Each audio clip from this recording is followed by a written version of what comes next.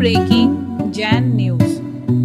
गुणायतन संवेद शिखर जी से प्रारंभ हुआ पूज्य जैन मुनि श्री प्रमाण सागर जी महाराज का मंगल विहार आचार्य भगवान पूज्य गुरुदेव आचार्य श्री विद्यासागर जी महाराज के दर्शनों हेतु चंद्रगिरी डोंगरगढ़ की ओर तेजी से बढ़ रहा है। एक महिला द्वारा यह पूछे जाने पर कि क्या विशेष परिस्थिति में जल्दी पहुंचने हेतु कोई वाहन आदि से जाने की छूट नहीं मिल सकती, सुनिए इस पर पूज्य मुनि श्री प्रमाण सागर जी महाराज ने क्या कहा। आपके गुरु चरणों में बहुत तेज़ी से बढ़ रहे हैं और हम लोग चाहते हैं कि आचार्य से जल्द स्वस्थ हो जाए। तो मेरी एक शंका है कि क्या ऐसा नहीं हो सकता कि विशेष परिस्थिति में छूट मिले कि वाहन से पहुँचे, क्योंकि मेरे को एक गाना याद आ रहा आपके संदर्भ में कि पंख होती तो उड़ाती रे।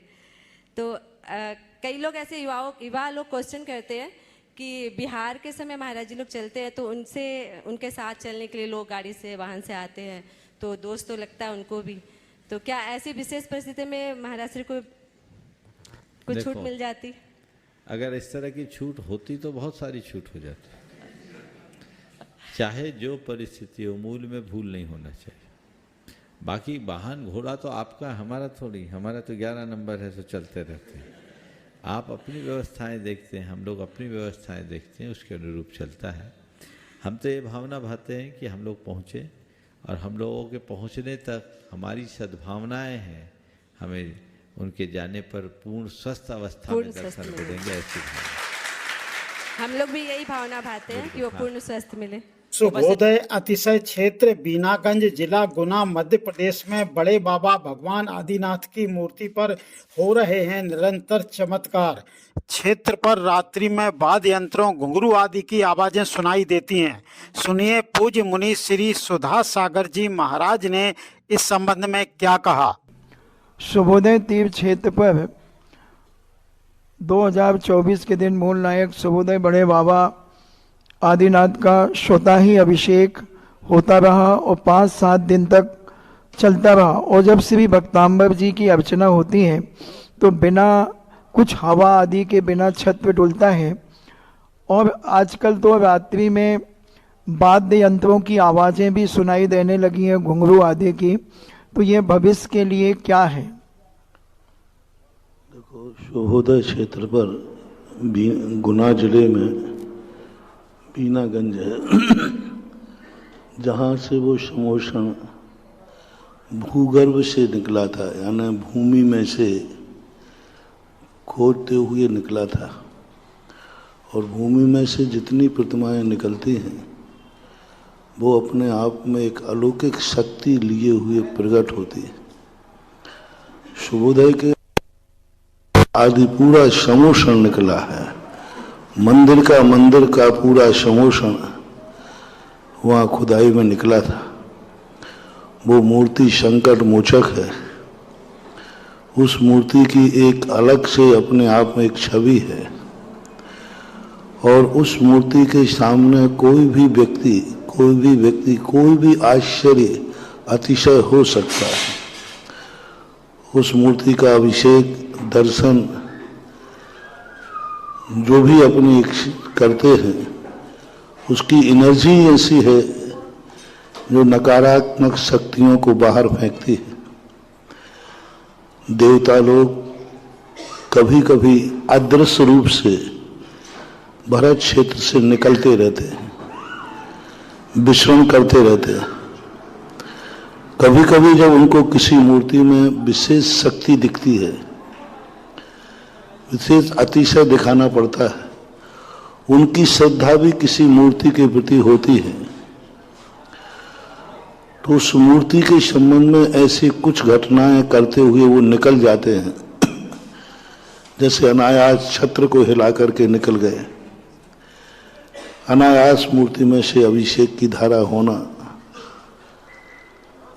और कुछ का जाता रात्रि में आकर के दिन में भी वो कर सकते हो अदृश्य रूप से। अपन को रात्रि में इसलिए सुनाई पड़ती है कि दिन में कोलाहल होता है, दिन में अपन उतनी आवाजें नहीं सुन सकते। तो शुभोदय क्षेत्र के आदिनाथ अपने आप में एक शक्तिमान है, अतिशयकारी हैं, तो उनके साथ घटनाएं घटना अपने आप स्पष्ट है कि वो मूर्ति मनुष्यों के लिए ही नहीं, देवताओं के लिए भी चमत्कारी है। देवता लोग भी अकृत्रिम चैत्यालयों में अतिशय नहीं होते। अकृत्रिम चैत्यालयों में मूर्तियों में चमत्कार नहीं होते। वे मूर्तियां तो होती हैं, लेकिन किसी भी अकृत्रिम मंदिर के लिए अतिशयकारी मंदिर शब्द का प्रयोग नहीं मिलता। तो देवता भी उन अकृत्रिम मूर्तियों के दर्शन करने के बाद वो कृत्रिम मूर्तियों के दर्शन करने की भाव बनाते हैं।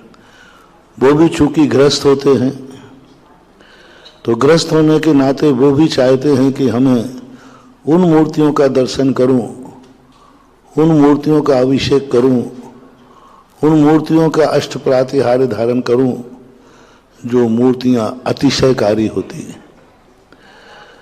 तो ऐसी स्थितियां शुभोदय के आदिनाथ भगवान का जो समोषण है, पंच मूर्तियां एक साथ एक स्थान पर भूगर्भ से प्रकट होना, ये अपने लिए बहुत अतिशय की बात है, सौभाग्य की बात है कि अपन को ऐसी मूर्तियों के दर्शन हो रहे हैं जो देवताओं के द्वारा भी वंदनीय है।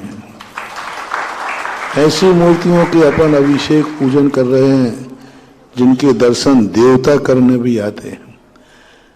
उन मूर्तियों के अपन ऐसी अपने सामने प्रकट हुई जो देवताओं के लिए भी प्रिय हैं। तो ऐसी मूर्तियों को अपने आप उनकी प्रामाणिकता, उनकी अतिशयता अपने आप प्रकट होती है। ऐसे दृश्यों को देखकर आप लोगों की जनमानस की श्रद्धा भक्ति बढ़ जाना चाहिए और ऐसी मूर्तियों के दर्शन करने का मन बनाना चाहिए। तीर्थ यात्राएं करते हो, जब भी टाइम मिले तो ऐसी मूर्तियों के जरूर जाकर के दर्शन करके उनका गंधोदक लेकर के अपने जीवन को धन्य करना चाहिए और ये मानना चाहिए कि हमारे कितने भाग्य हैं कि हम उन मूर्तियों का दर्शन अभिषेक कर रहे हैं जो देवताओं के द्वारा भी वंदनीय, पूजनीय और चमत्कृत हैं। ऐसा वह शुभोदय तीर्थ क्षेत्र बीनागंज, मैं वहाँ 2-3 बार गया हूँ और बहुत अच्छी स्थितियाँ।